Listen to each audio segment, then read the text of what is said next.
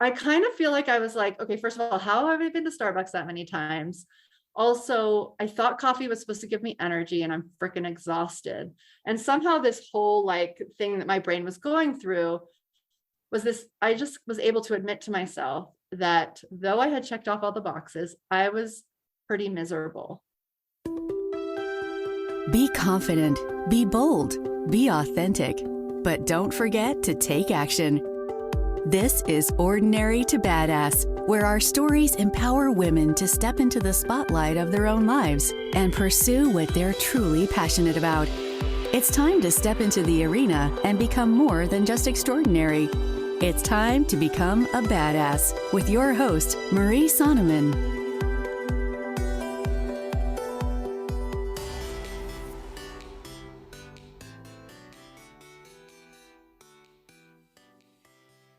Welcome to Ordinary to Badass, episode number 265.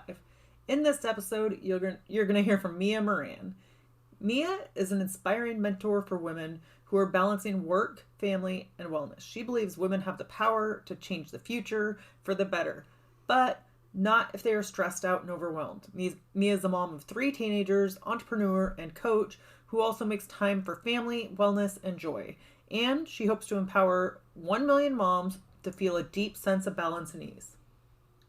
She is the host of the PlanSimple podcast, bestselling author of PlanSimple Meals, and creator of the Flow Planning Method and Planner, and Flow 365, a year-long program designed to help women lean into their life for a year, making choices and change one 90-day session at a time. So stay tuned for this episode. Me and I talk about so many good things, but a lot of it is definitely how to find balance in your life and to really not be too hard on yourself and to listen to your intuition and pay attention to the season of life you're in. So, gotta tell you, before we get to this episode, we just wrapped up with the Financial Freedom Summit today. It was so good. So many good experts that taught really tactical things that you can implement today to get squared away with your finances. So, there might be a redo of the summit at some point. I don't know. We will see how that plays out. If there is, jump on it, because it was so good. There were just experts that had great advice, and the people that showed up definitely got a lot of value and learned a lot from it. So keep that in your ear, or keep an ear open for it if I do open up the Financial Freedom Summit again. But thank you for all of you that showed up because it was so amazing. Now I can say that I've got a summit under my belt, and that's part of badassery, right? It's learning. It's doing things that you've never done before and taking little nuggets from them. Okay, what worked well? What could I tweak for next time? And the more you do them, the more you get confidence. And it doesn't have to be a summit for you, but whatever it is you're working on, don't forget that you can do it. Even if it goes rough the first go around, or even if it's not as smooth as you would like it to be, you can do it. Just keep putting one foot in front of the other. And actually, we'll get to that in this podcast episode about not having to know the whole path going forward, just figuring it out at one step at a time. Okay, with that, here's Mia Moran. Welcome to Ordinary to Badass. Whether you're ordinary or badass, I am so glad you're here. Today's guest is Mia Moran. Mia, thank you so much for being here. Excited to have you on the show. Oh my gosh, I'm so excited to be here. Thank you so much for having me. What a great title and topic. So before we go any further, I've got to ask you, do you consider yourself ordinary or badass? So I think I would say I consider myself badass, but I feel like in being badass, there's many days where I have to be like, okay, how do I be badass and not ordinary, right? Because the fear soaks in, and, I think it's so easy for anyone to go back to being ordinary because it's comfortable. So how do you push past that fear? So I feel like actually what we're going to hopefully talk a lot about today, which is planning, plays a really big part in it for me, because what I try to do is capture those moments that I definitely can sense the badass, which for me is intuitive hits, a definite, just those moments when you're like, oh yeah, that's what I have to do. Whether it's write a New York Times bestseller, or go hug a kid, or go eat a salad, or go write a cookbook, right? Like it doesn't matter. Like it can be the little things or the big things, but it's like that knowing of, oh yeah, like that's what I'm supposed to do. And then I feel like time can kind of get in our way, especially when I feel like when we are stepping into badassery, we get a lot more of those moments than we might have before, basically because we're letting them in.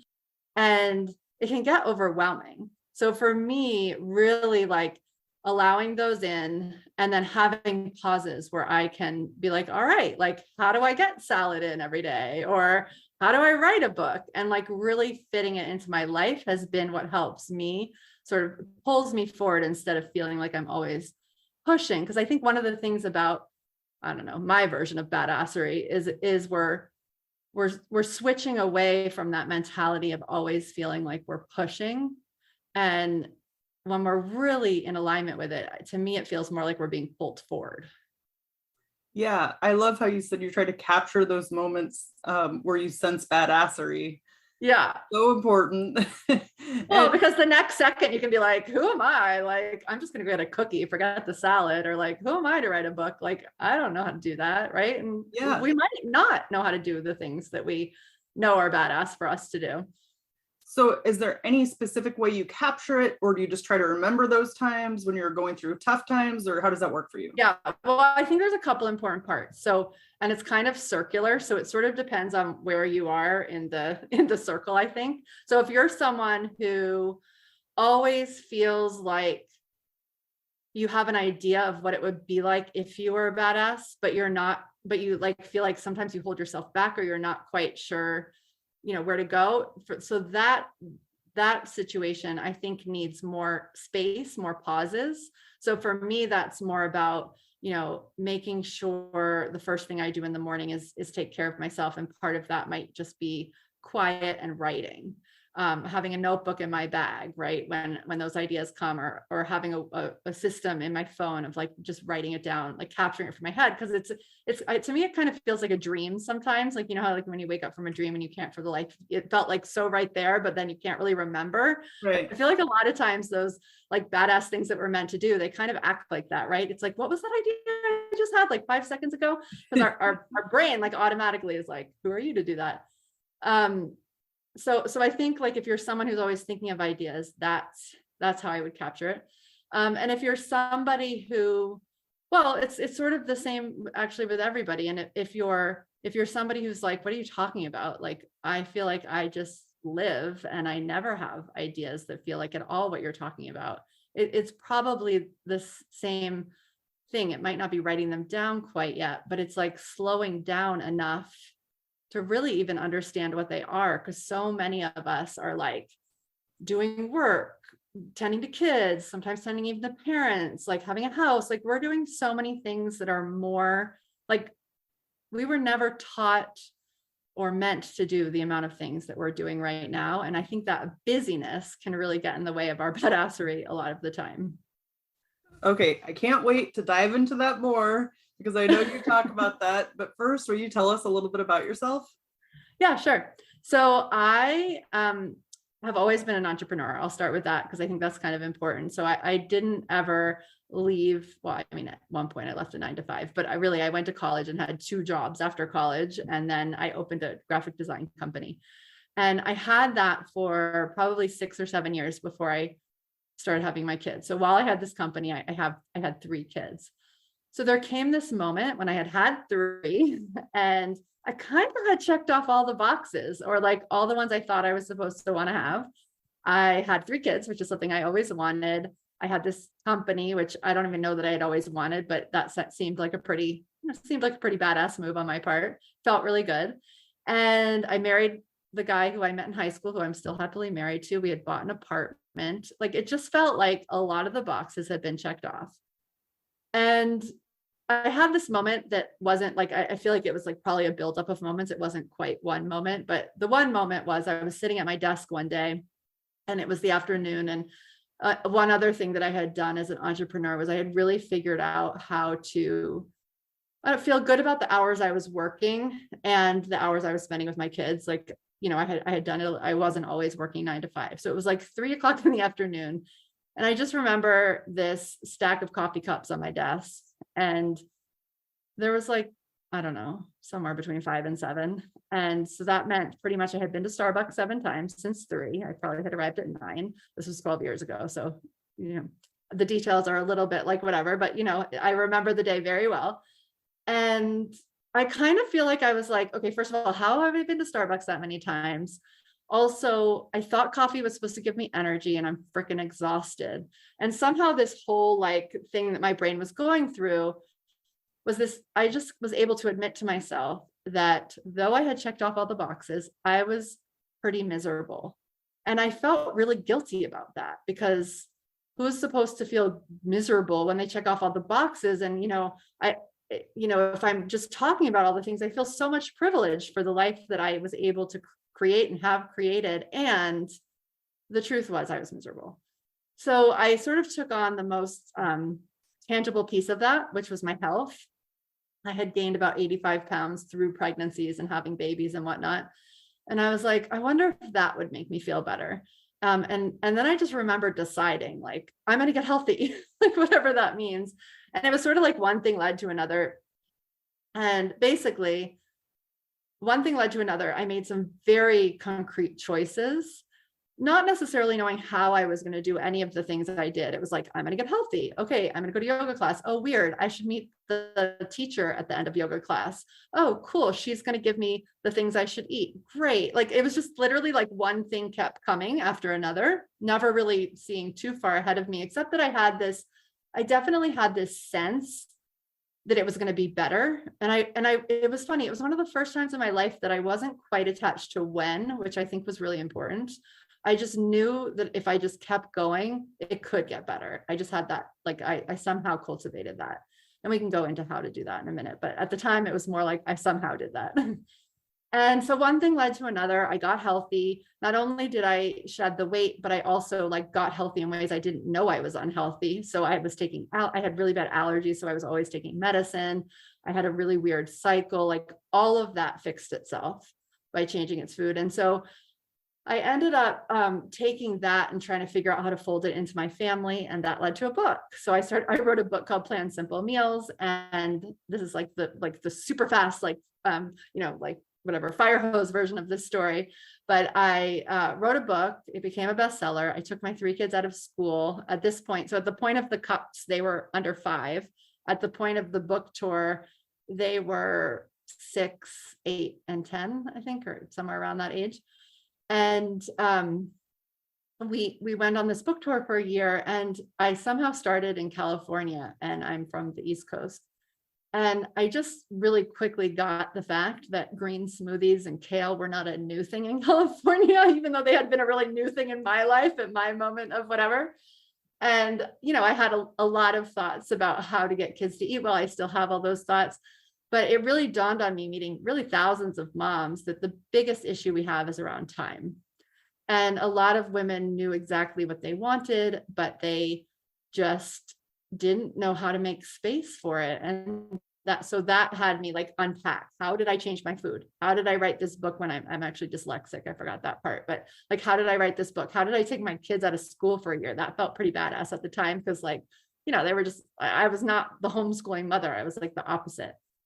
And so I started to look at like, well, what's happening? Like, how am I navigating time in this way? And that sort of led me to the body of work that I've been operating in and sharing with people these days.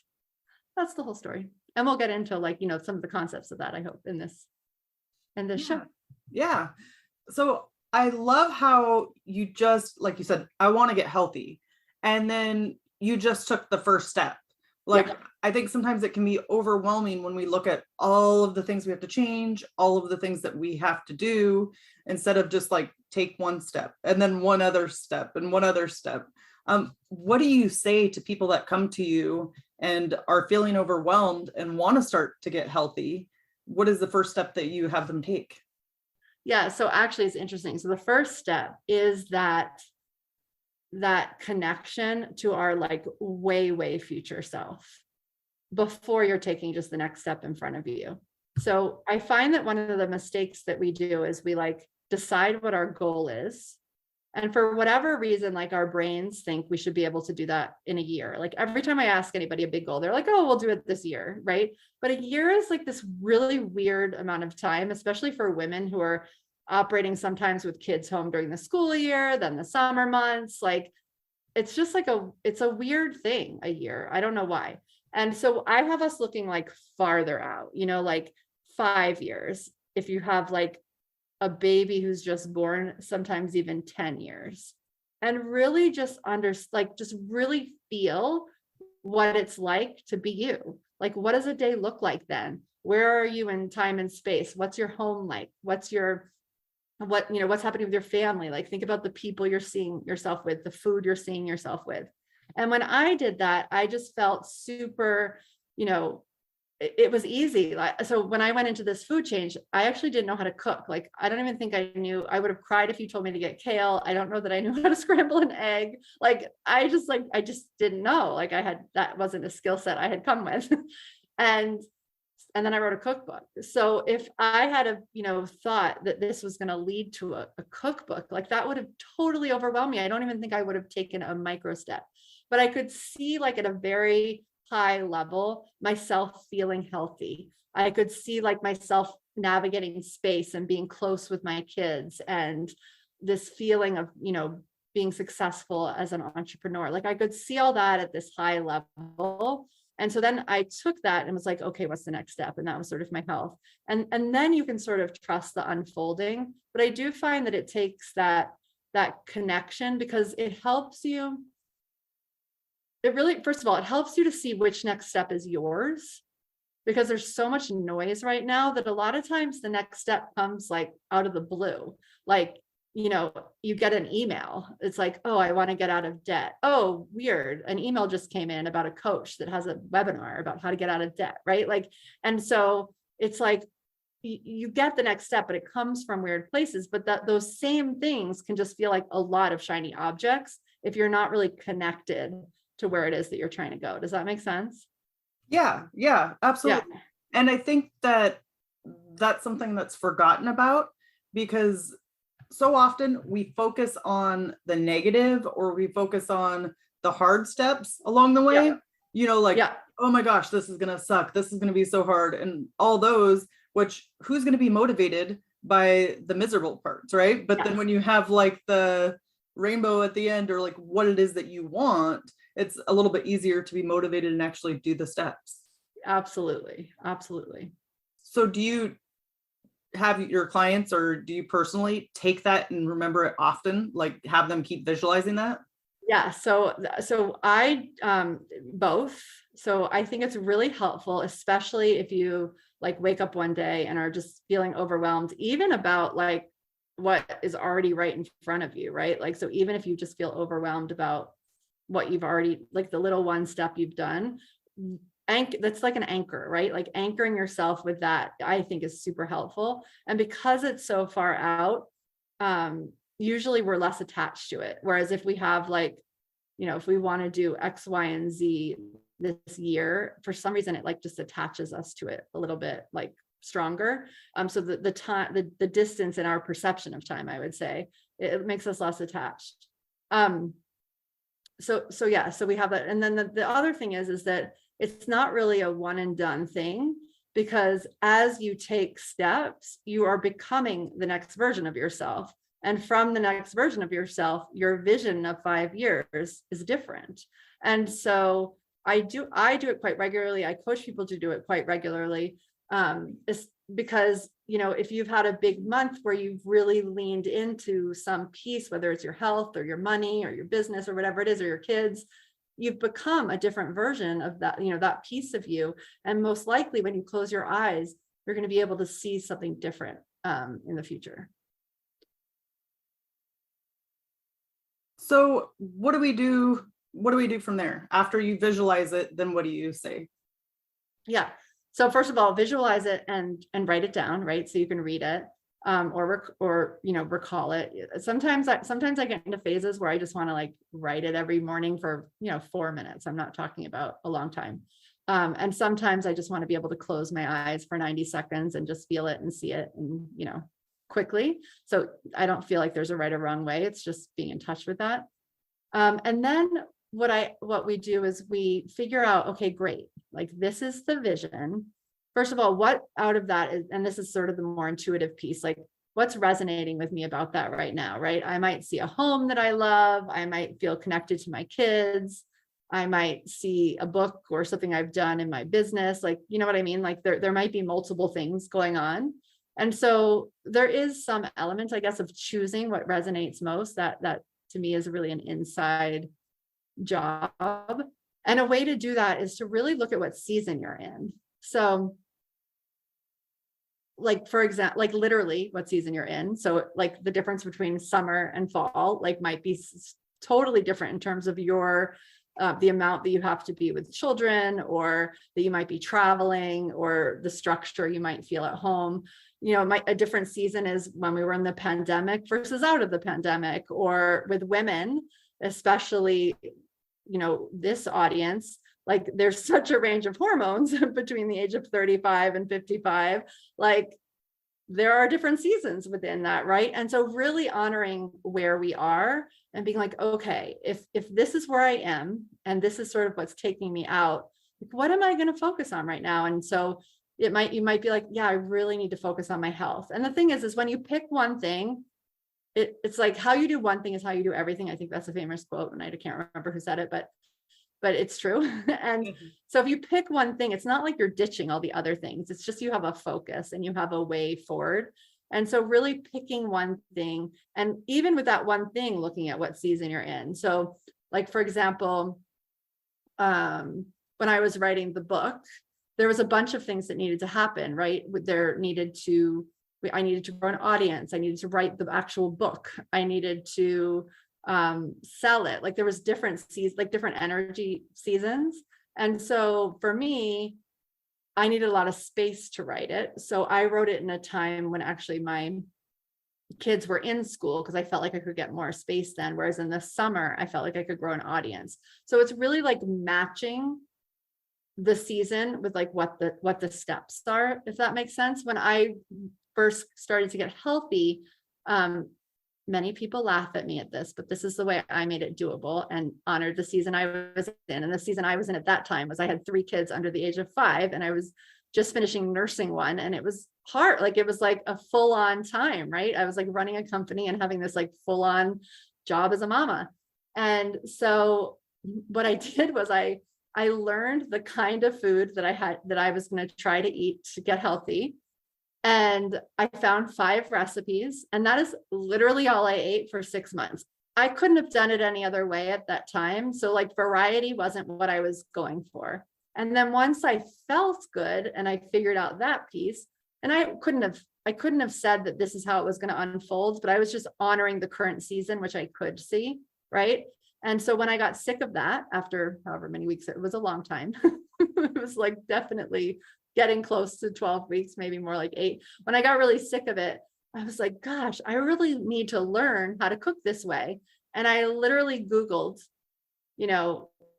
class about eating vegan and gluten-free. And this woman came up who was teaching a class on Saturday. It was like a Thursday.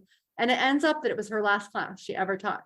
And I went, and it was like the basis for everything I now know how to do. Like the concepts were really good. Before that, I was scared of my blender. Like I learned all the things, and she's a great friend.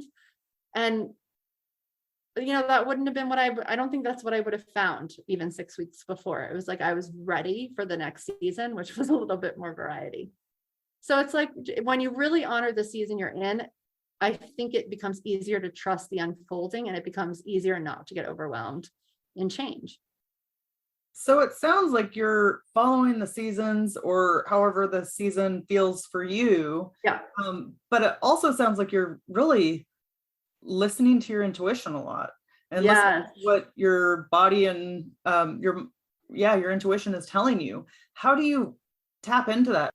So it takes practice, right? It's definitely something that I feel like, so every woman has it. I developed it early, not even knowing it. But every every person can tap into their intuition. But I think women have a specific gift And, just even think of it, like I bet everyone listening can like think of one time when they're like, I just knew that's the way it was going to be, right? Like, or I just knew I was having a girl or a boy, or, I just knew that I wasn't going to get that job. Like we just have these like knowings. And if you go back, sometimes that's a helpful way to sort of understand like, oh, weird. Every time I sort of have this, like, I know situation, my body felt like I felt this, like, I felt like tingles in my body, or I don't know, uh, just had this sense in my head, or like I saw light, or like everybody has a different thing, like a different way that they know, but we all have it. So sometimes going back can help us understand how we know. But the other thing is, again, it's that idea we started with, which is just tapping into our intuition needs time. It needs space. It needs us not to always be going from one thing to another and be sleep deprived. It needs, it needs space to drop in. And the second that we start cultivating just even little moments of quiet, I have yet to meet a woman who isn't like, oh my gosh, that's what I'm supposed to do now, or this is what I'm doing. It really is. It's magical, and it's hard to explain because it's a practice. You just sort of have to show up to the quiet and do it.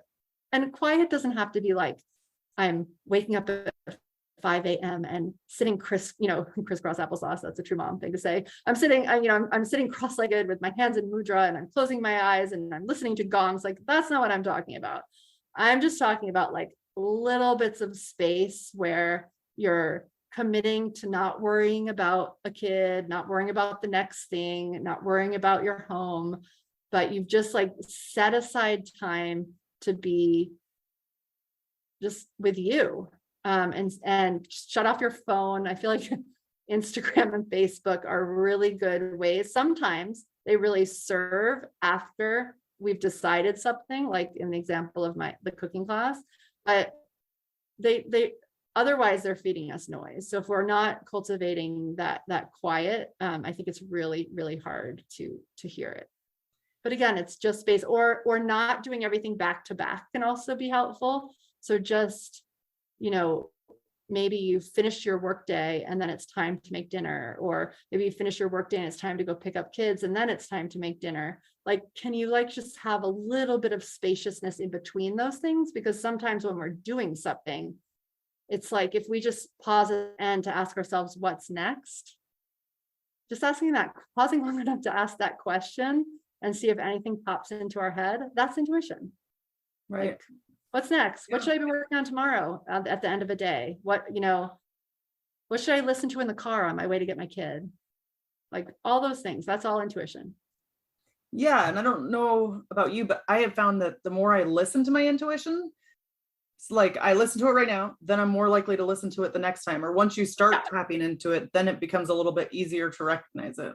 Have you? Yeah, absolutely. And I mean, there are many times when I don't listen to my intuition, and that's just as good of a teacher, because I'm like, oh, if I had just done that, then, right? Like you can see it after, it's very easy. Like, why didn't I just trust myself? Yes, exactly. So how do we start to find more balance in our lives? Yeah, so that's a big topic. That's a whole episode. So I think the first thing is really understanding that we're out of balance is definite. Like the awareness that you might be out of balance is I think the first step. And as someone who teaches about balance, has a practice about getting back into balance, like I am not always in balance. We live in a very unbalanced world. So it's very easy to get out of balance. And by balance, I mean that we're really tending to all the different parts of us. So, we have our home world, we have the people that we love in our life, like our family. If our mother, we have kids, sometimes I feel like parents these days are a second group of people. We have work, we might have a side hustle. We have, sometimes I like to separate out the spouse. We have taking care of ourselves and self-care and food. Depending on work, like money could be a separate one. Like, right. So we have all these different parts that just need our attention. And so to me, balance is So a lot of times when we're talking about, let's just use the two, work-life balance, I feel like where our brains automatically go is more to a ruler or a timeline, because that's how we a lot of times see time, right? Like it's like, I'm working 8 hours, so now I need to be with my kids for 8 hours. And then if we're like adding all those things I just said, like obviously there's more than that in a day. So the reason I love balance is not to make us feel bad, because it should never make us feel bad. But for a lot of us, I think there's a way to make work in itself feel more balanced, but I'm going to use work kind of like as a thing that takes some of us out of balance for right now. Okay. So for a lot of people, work is something that takes a lot of time, isn't as efficient as it could be, isn't always fulfilling as they want it to be. Right. So work is like, I like to think of this big plastic hollow ball. And for anyone who's listening, who like loves what they do, like I think both of us do, just ignore this part, but there's always something that acts like this big hollow ball. And so it takes up space. It needs to take up that much space in the current version of our life, right? So it weighs, some amount because it's a big plastic ball and it's hollow. But over here, could be this, if you think of one of those scales, like the old fashioned kind, right? That's balancing something out. Over here, like I like to think of it as like a gold nugget, right? And the gold nugget can be small. It doesn't have to be huge. It doesn't have to take up a lot of space, but it's solid. And so it tips that scale. It puts us into balance. And I like that visual, because I think a lot of times, again, we're always equating time and how things have to take up as much space and time. And very easily, a 10-minute walk in the middle of the day can help balance out our energy. Or a five minutes of quiet before we start our work, or 15 minutes of planning to just like understand our day or understand what we're eating. Sitting for lunch instead of like being on the go. Like little things can really balance out the things that are feeling out of balance. So I just like to always think of that when I'm planning my week, because it gives us more control. So we might feel like our weeks are very full, but there's always these little pockets. So it's like, for me, planning is about looking at those pockets and being like, how can I bring myself more into balance? What am I needing right now? And there's moments when we just need to be able to take a shower and wash our hair, right? And then there's other moments where we're like ready for the next level in some area. And, it's just about, I'm going to use your work as an example, but it's just about taking 10 minutes maybe to go check our bank account, or, pay a bill or whatever. So it's like, it's really, that's where it becomes really personal. And we literally cannot get this from the outside world. We cannot get balance from the outside world. It has to be from the inside out. So these pockets you talked about, do you schedule these pockets into your week? Okay. Yeah. So this is where, so I'm kind of obsessed with planning in a new way. And I call it feminine productivity, because one of the ways that the world is very out of balance is it's become very masculine. So I'm not talking about men and women, but I'm talking about masculine and feminine. And it's mostly because a lot of our systems are very masculine and very structured, whereas the feminine is like the intuition, that is a feminine quality. Creativity is a feminine quality, right? And so what happens is, I think kind of naturally in response to our very masculine world, we became master list makers as women, right? And very often, actually, lists, by the way, are us intuitively writing down what it is that we're meant to do. Like that sometimes can be an intuitive activity, is writing our list. But the thing about that is that list doesn't understand time. In fact, when something comes from our intuition and it's hitting paper and it's becoming that to-do list, our brain actually assumes that it's already done. And then we get into our life and we look at our list and we're like, this stuff is certainly not done yet, right? In fact, it feels far from done, and there's 1,000 things. And every time I do one, I add 10 and blah, blah, blah, that whole story. So what I love doing is regularly, like in different times, doing that 5 or 10 year thing, and also doing a brain dump where I'm just getting everything out of my head and onto paper so it's there. And I kind of like put those things in a drawer. Like I would never look at that list on a regular basis. And on Fridays, I take out a blank piece of paper. Sometimes I go back to the list if I'm feeling foggy, but mostly I know that I'll recall what's important. I take out a blank piece of paper and I do a brain dump.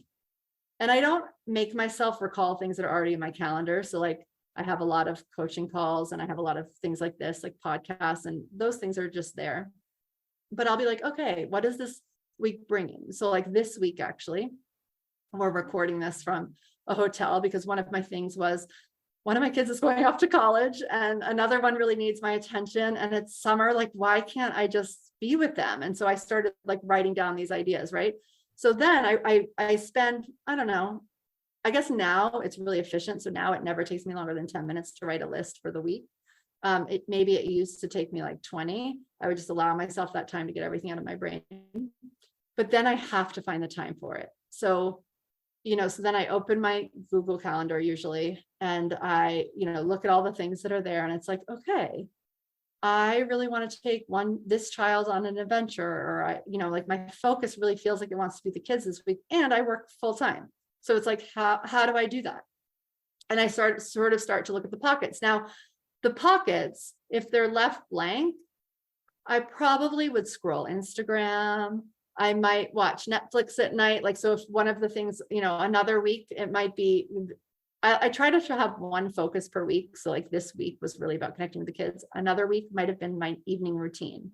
And so if I don't write in, like, I don't have to write in everything I'm doing. I might list that somewhere, but if I don't create space for that evening routine, and sometimes, quite frankly, at the beginning, set an alarm, I will go watch Netflix or curl up and watch a movie or whatever, because it's just easier. It's not like, to me, like sometimes to be badass, it just takes a little bit more than what my natural instinct would be. Possibly my natural instinct isn't that badass, but it just feels safer to go watch a movie, right? Right. And so, yeah, so yes, I think it really is important to make the time.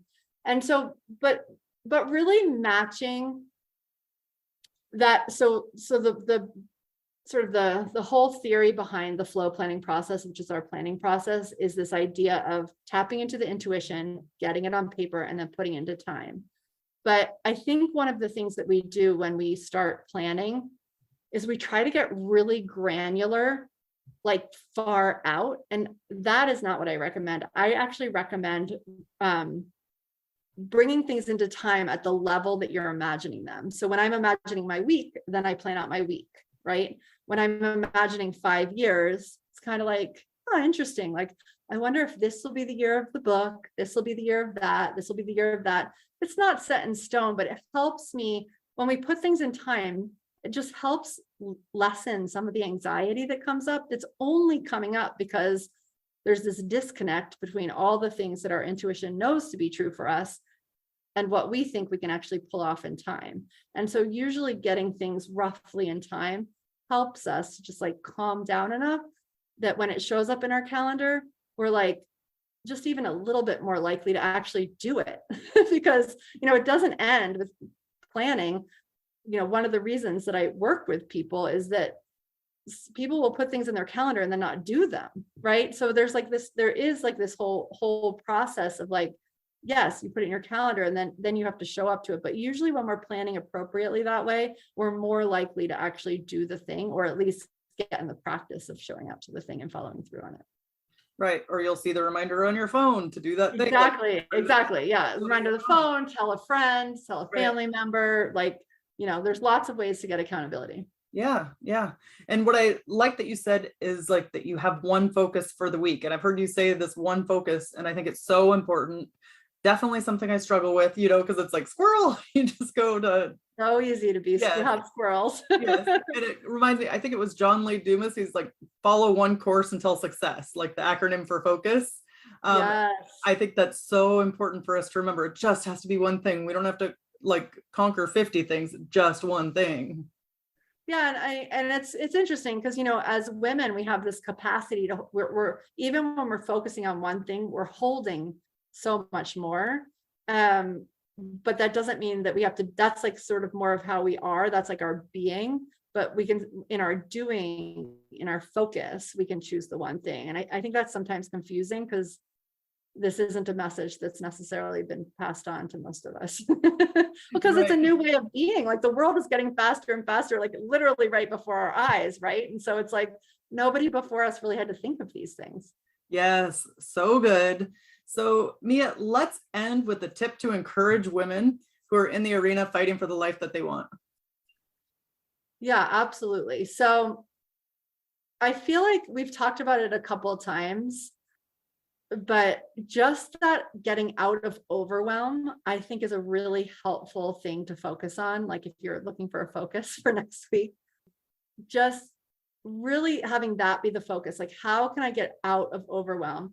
And I'm not going to go into all the details, because actually what I will do is say that you can go get a free a class about we call it how to get from overwhelm to ease, because ease is sort of our worst, but it's our word, but it's the same thing as like going from overwhelmed to badass, right? Like it's just choosing how we want to be. And we can choose. It seems in the moment like, what are you talking about? I can choose to be overwhelmed or badass. But the truth is that we can, there's at least in the moment. Yes, there are some of us with extraordinary circumstances. But one of the things about overwhelm is it's very generic. And usually there's like a real emotion under it. So either we're like so excited that it's overwhelming, or we're in so much fear that it's overwhelming, or we're really sad and it's overwhelming. And so when we can start to like get really clear about what it even is, then we can really move through it. And I think, to me, badassery is really about moving through. And overwhelm seems to be one of those things that almost to me feels self-indulgent, because it's just stopping us in our tracks. It's not helping us move forward. I'm not saying that becoming a badass is easy. That is not true. It takes work. It takes commitment. It takes wanting to be your best self, change, something in your community, be a better mom than maybe you have, like whatever. Like we're all responding to our own situations, and we totally can. We can totally do it. So really, I would say focusing on how to get out of overwhelm and what that really could look like to you. What would it look like? Even if you sat down and did that 5-year thing of like, okay, what would it be like if in 5 years there wasn't any overwhelm? What would that world look like? What would that day look like? And really just get clear on it, because clarity creates action. So good. Mia, how can we connect with you? Yeah, so our website is plansimple.com. That's probably the best way. And again, we have this course that should be like all over the page that you can come download and take. You can listen to it or read it. And it leads you through sort of that overwhelm piece and how to start designing your days in a way. I didn't talk about the days in this podcast because I knew you could get it there, but how to design your days in a way that talks about writing those lists and putting it into time. So it is that. I'm also on Instagram at plansimple.co, and we have a podcast called the PlanSimple Podcast. So any of those ways are good ways to come into our world. Okay, awesome. I will throw that in the show notes. Thank you so much, Mia. You've been a total badass, and I've enjoyed hearing your story. Oh, thank you for having me. And with that, we'll end our show. It's called The Badass Women Out There Staying in the Arena. Wherever you are, whatever you're doing, own it and get after it. Okay, 5 takeaways from the episode. 1, capture the moments where you can sense the badassery. Whether it's hug a kid or write a cookbook, allow ideas in, pause, and then ask, how can I do that? Number 2, connect with your way future self before you take the next step. So think about it 5 to 10 years out, not 1 year out. What does a day look like for you? What's happening with your family? What is the food around you? Look at those things 5 years out. Number 3, as you take steps, you are becoming the next version of yourself. And from the next version of yourself, the next version of yourself. And the 5 years out is different than how it feels now. Trust the season you are in. Trust the unfolding and not getting overwhelmed with change, or you don't seem to get so overwhelmed with change when you're just trusting the season that you're in. Number 5, look for the pocket or the gold nugget that tips the scale. Life doesn't have to be fully balanced, but when you just take those 10 minutes for yourself, like a 10-minute walk, 5 minutes in silence, 15 minutes of planning, or sitting for lunch instead of being on the go. Or maybe it's, if you're sitting all the time, then you're taking a walk for lunch just to get out and get some fresh air. But look for the gold nugget that tips the scale. make sure to tune in on Thursday to hear 3 reasons why Mia Moran is so badass. I'll catch you then.